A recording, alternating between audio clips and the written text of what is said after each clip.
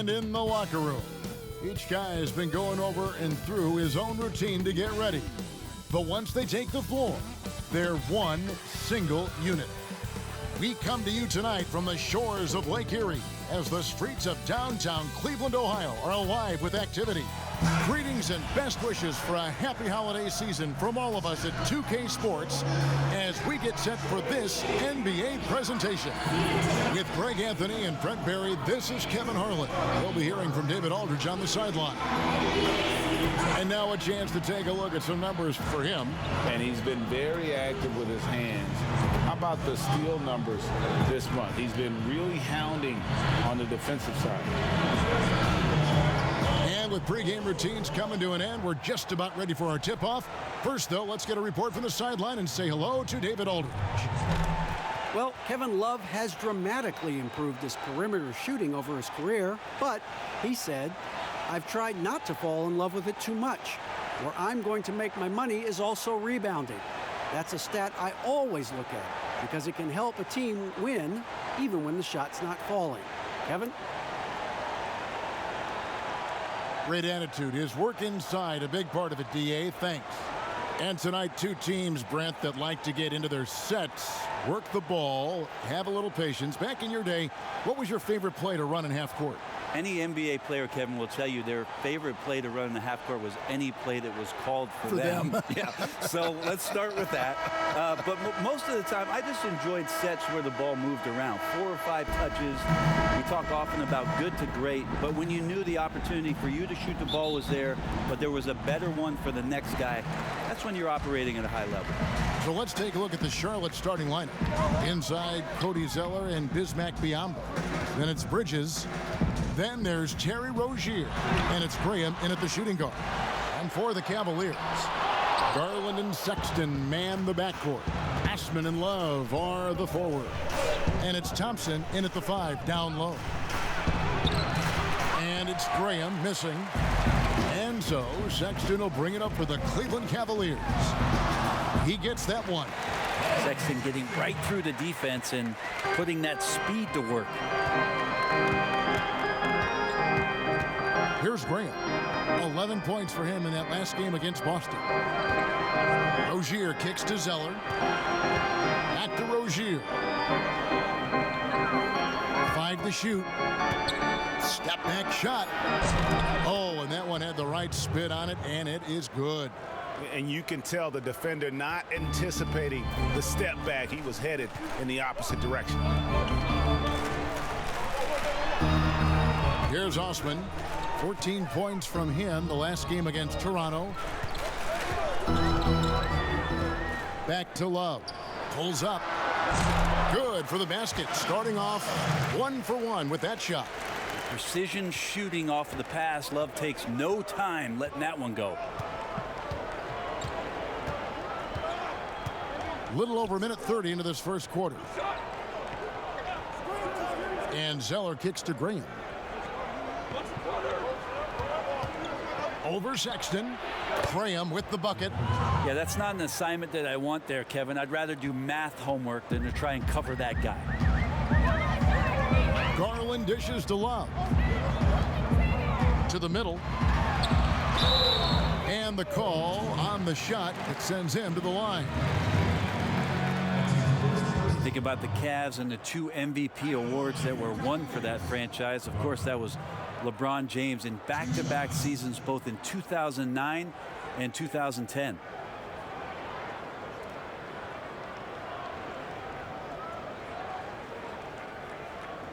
Take a break. Take a break. 2 shots.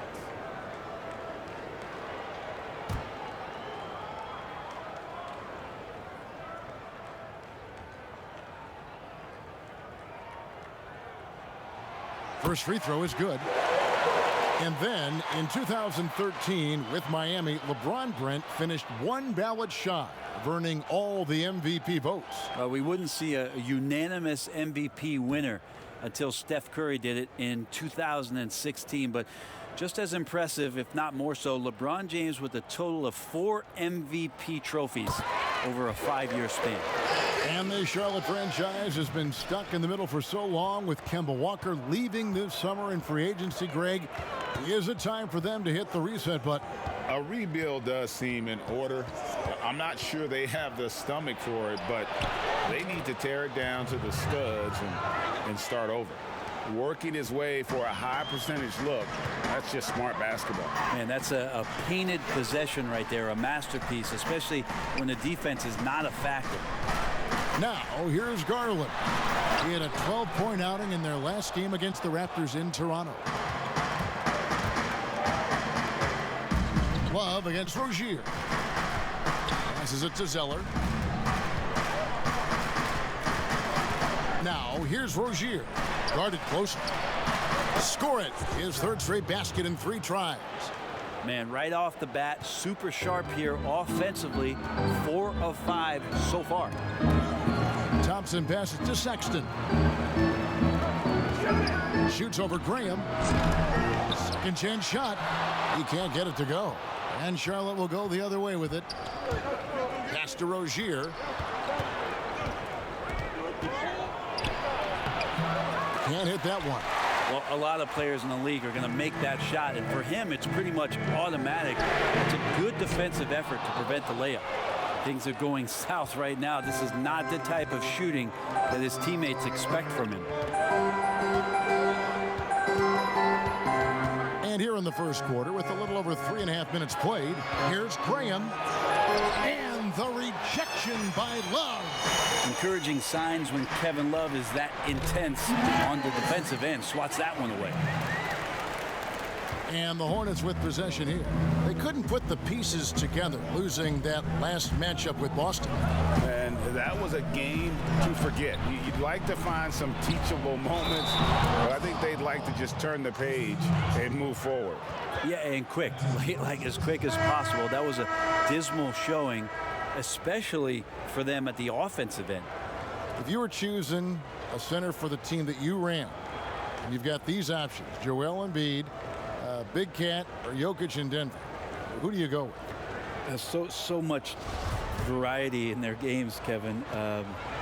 And I appreciate what Jokic does so much for that Denver Nuggets offense, initiating as a center from the top. But I'm going to have to go with Embiid and the way that he can dominate the game. There's still so much potential and growth for what it is that he can do. Down on the block, doing damage, taking away a lot of three-point shots. And not to disparage what it is that Karl Anthony Towns can do, but his size and dominance, I think there's an intimidation factor that Joel Embiid brings to the game that I would lean on over the other two.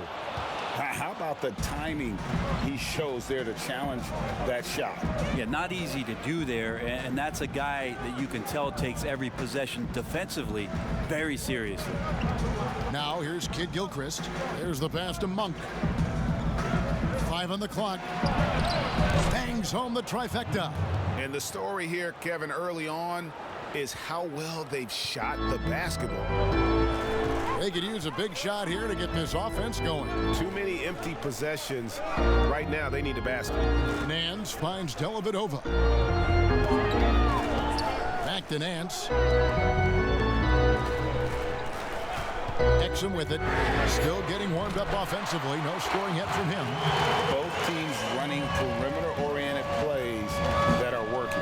Well, both of them looking towards the three-point line. And I like to see that, especially when the results are made buckets.